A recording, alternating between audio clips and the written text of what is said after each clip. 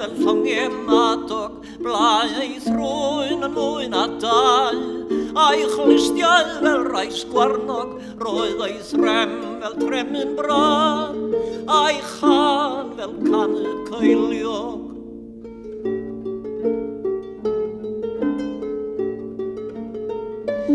Bym yn caru merch o'r dre, doedd ddim o'i le yn hynny, fe droi bobman fel yr iar, sy'n clochdar yn y clochdy, ond lliw ei gryddiau oedd mor fwy, a'i thrwyn yn sticio i ddynnu.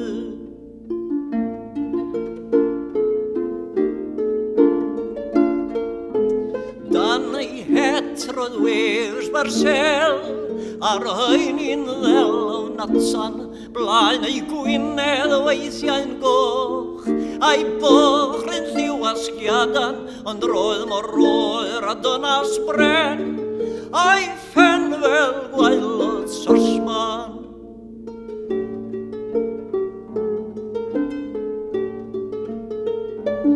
Nid ai gam heb sigaret, a gwisgai het marina, roedd ei gwen fel addal syr, a'i synwyr yn ei sana, a blas ei gwefus ar fy llw.